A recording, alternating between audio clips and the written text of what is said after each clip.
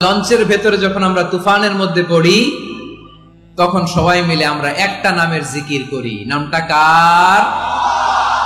মুসলমানেরাও ডাকে, হিন্দুরাও ডাকে, আস্তিকও ডাকে, নাস্তিকও ডাকে, সবাই ডাকে একজনকে। তিনি কে? আবার দেখবেন ওই আল্লাহ তুফানের পরে, ঝড়ের পরে ওই লঞ্চটাকে যখন সদর ঘাটে ফিরিয়ে দেয়, আবার আমরা নাফরমানি শুরু করে দেই। সে কোথায়? আল্লাহ বললেন ফাইদা রাকিবু ফিল ফুলকি দা'উল্লাহ মুখলিসিনা লাহুদ্দিন ফালাম্মা নাজ্জাহুম ইলাল বাররি ইযা হুম ইউশরিকুন। সাগরে যখন তুফানে পড়ে আমি আল্লাহর ডাকে, আবার আমি আল্লাহ যখন বাঁচিয়ে দেই, আবার আমি আল্লাহর সাথে শিরিক শুরু করে। আমরা কি এরকম হতে চাই নাকি? এরকম করবেন? হ্যাঁ না, আমরা তুফানে পড়লেও আল্লাহরে ডাকি, আবার বাঁচায় দেওয়ার পরেও ডাকি কারে? আল্লাহকেই ডাকি। বিমানের মধ্যে মাঝে মাঝে দেখবেন যে এয়ার টার্বুলেন্স হয়, জানেন? এয়ার টার্বুলেন্স জানেন তো? মাঝে মাঝে বিমানটা বাউন্সিং করে, বাম্পি, ভেরি বাম্পি ওয়েদার। শোনেন নাই?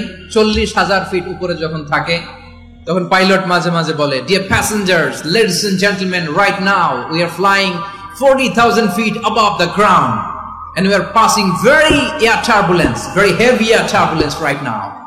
Please fasten your seat belt. দেখবেন মাঝে মাঝে বলে যে ভদ্র মহিলা, ভদ্র মহোদয়গণ, আমরা 40,000 ফিট উপর দিয়ে যাচ্ছি আর এয়ার টার্বুলেন্স ফেস করছি, মেহেরবানি করে আল্লাহর হস্তে সিট বেল্ট বাঁধুন। তখন বিমানটা এরকম বাউন্সিং করে, শেকিং করে। আপনারা মুখোমুখি হয়েছেন?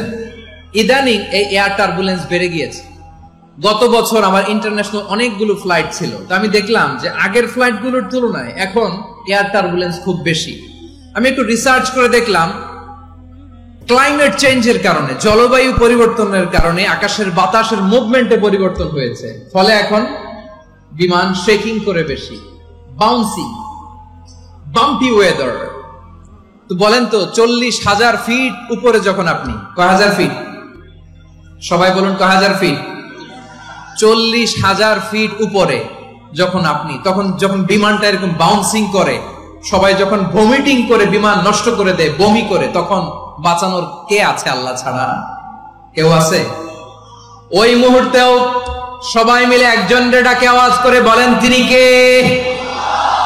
মাঝে মাঝে কিছু সোশ্যাল মিডিয়ায় কিছু ভিডিও পাওয়া যায় যে হেভি যখন এয়ার টার্বুলেন্স হয়, 10 সেকেন্ড 15 সেকেন্ডের কিছু ভিডিও পাওয়া যায়, বিমানটা এরকম বাউন্সিং করছে, বাম্পি ওয়েদার, কাঁপছে, মানুষগুলো বমি করছে, অক্সিজেন মাস্কগুলো সব ঝুলে পড়েছে, বিমানটা শুধু কাঁপছে। তখন দেখবেন বিমানের ভেতরেও এরকম লঞ্চের মতো চিৎকার আছে না নাই? বিমানের ভেতরেও তখন চিৎকার।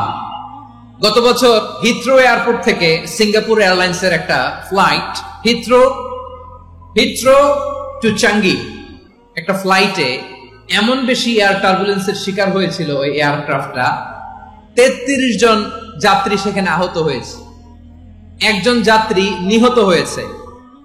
কেবিন ক্রুজ, এয়ার হোস্টেস যারা আছে, একজনের নাক ফেটে, চোখ ফেটে, কপাল ফেটে, ব্লিডিং হয়ে শয়লা। প্রিয় ভাইরা, ওই 40,000 ফিট উপরে বিমানটা যখন কাঁপবে, তখন আমাদেরকে আল্লাহ ছাড়া আর কেউ বাঁচানোর আছে? এত আসতে বললে হবে? ওই কঠিন মুহূর্তে আমার বাবা আমারে বাঁচাতে পারে, আমার বন্ধু আমারে বাঁচাতে পারে। এই গ্রাউন্ডে, জমিনের বুকে আমার প্রোটোকল, আমার ক্ষমতা, আমার দাম্ভিকতা, কোনো কিছু আমারে বাঁচাতে পারে? একজন ছাড়া। চিল্লায় বলতে হবে তিনি কে? সে আল্লাহ বললেন, গোলাম, আমি বিপদের সময় ঠিকই তোমাদের বাঁচিয়ে নেই। ওই বিমানের ভেতরে 40,000 ফিট উপরে যখন তোমরা এয়ার টার্বুলেন্সের শিকার হও, তখন নাস্তিকও আল্লাহরে ডাকে, হিন্দু আল্লাহরে ডাকে। জোরে বলেন ঠিক কিনা?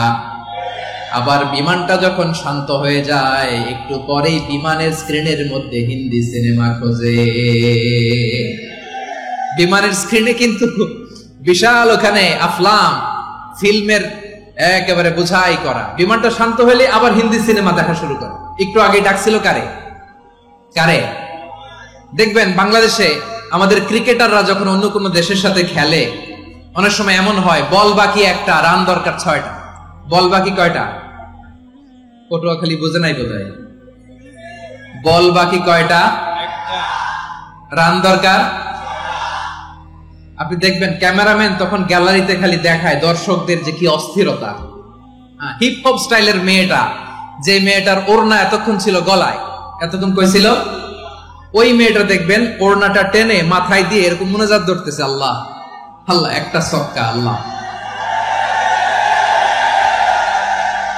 আল্লাহ আমার লাল সবুজের পতাকারে তুমি অপমানিত কইরো না আল্লাহ, ইন্ডিয়ার সাথে আমাদের খেলা আল্লাহ আল্লাহ একটা ছক্কা, একটা একটা। পুরো পুরো খেলা জুড়ে এই মেয়ের ওড়না ছিল গলায়, কিন্তু যখন 1 বলে 6 রান দরকার, ওড়না চলে আসছে কোথায়? মাথায়। আবার মুনাজাত আছে না নাই? ঠিকই বাংলাদেশের দামাল ছেলে এমন এক শট মারলো, বল চলে গেল স্টেডিয়ামের বাইরে, ছক্কা, জিতে গেলাম আমরা। পুরো স্টেডিয়াম জুড়ে চিৎকার, হই হুল্লোড়, মৌজ মাস্তি। যেই মেয়েটা মাথার মধ্যে ওড়না দিয়ে এতক্ষণ সুবহানাল্লাহ সুবহানাল্লাহ বলে আল্লাহর কাছে দোয়া করেছে, ওই মেয়ে এখন আবার ওড়না ফেলে দিয়ে নাচা শুরু করে দিয়েছে। তাহলে আল্লাহর ভয়, আল্লাহর প্রতি আস্থা, বিশ্বাস, ভালোবাসা, এটা কি ক্ষণিকের জন্য? মানে আমার যখন লাগবে তখন আল্লাহর ইউজ করবো নাকি? হ্যাঁ, বিপদে আপদে, সুখের সময় দুঃখের সময়, সচ্ছল অসচ্ছল অবস্থায় বিশ্বাসীরা ভরসা রাখে একজনের উপর। চিৎকার করে বলো, তিনি কে? সে আল্লাহ। বললেন, গোলাম মনে করো না জাহাজ থেকে সদরঘাটে ভিড়িয়ে দিলাম, তুমি নিরাপদ হয়ে গেছো। মনে করো না 40,000 ফিট থেকে সেফ ল্যান্ডিং এর পরে এয়ারপোর্টে নেমে গেলেই তুমি নিরাপদ হয়ে গেছো। ও মিয়া, বিপদ কি শুধু সাগরে আর আকাশে? ঘরের ভেতরও বিপদ আসতে পারে কি পারে না? এজন্য সূরা মুলক আল্লাহ বললেন, আমিনতুম মান ফিস সামাই আন ইয়াখসিফা বিকুমুল আরদা ফাইযা হিয়া তামুর। তোমরা কি ভাবছো তোমরা নিরাপদ? সাগরের মধ্যে তুফান, আল্লাহ আল্লাহ ডাকলাম, সদরঘাটে যেয়ে পড়ছি, বেঁচে গেছেন তো আপনি। আর পাবে আপনারে আল্লাহ? আল্লাহর তো সাগরের মাঝখানে তো আল্লাহ আপনারে পাইছিল, আর তো পাবে না। আর পাবে আপনারে? আর আল্লাহ ধরতে পারবে আপনারে? ঘরের ভেতরও বিপদ দিয়ে আটকাতে পারে কে? 5 স্টার 7 স্টার হোটেলের ভেতরও আমাকে বিপদের মধ্যে ফেলে দিতে পারেন কে? আল্লাহ বললেন, তোমরা কি ভেবেছো তোমরা নিরাপদ? আমি চাইলে ল্যান্ডস্লাইডস, ভূমি ধস দিয়ে 1 লক্ষ 1 মুহূর্তে নিয়ে যেতে পারি। এক সুনামি দিয়ে থাপ্পড় মেরে 3 লক্ষ সাগরের ভেতরে ঢুকায় দিতে পারি। 1 সেকেন্ডও লাগে না আমার। أم أمنتم من في السماء أن يرسل عليكم حاصبا فستعلمون كيف نذير। আল্লাহ চাইলে আকাশ থেকে পাথর বৃষ্টি নাজিল করতে পারেন কি পারেন না? এই মুহূর্তে এখানে ভূমিকম্প দিতে পারেন কি পারেন না? আচ্ছা, ভূমিকম্প যখন হয় আমাদের কারো হুঁশ থাকে? আপনি মনে করছেন আমরা সাধারণ মানুষ, আমরা দৌড় দেই, আর প্রেসিডেন্ট প্রধানমন্ত্রী ওনারা বুঝি খাটে শুয়ে থাকে? কথা বুঝে নাই বোধহয়। ভূমিকম্প, আর্থকোয়েক যদি হয়, বাঁচার জন্য আমরা কি করি? হয় খাটের তলায়, ডাইনিং টেবিলের নিচে, উপরে শক্ত কিছু আছে এটার নিচে, অথবা ঘর থুইয়া দেও, দৌড়।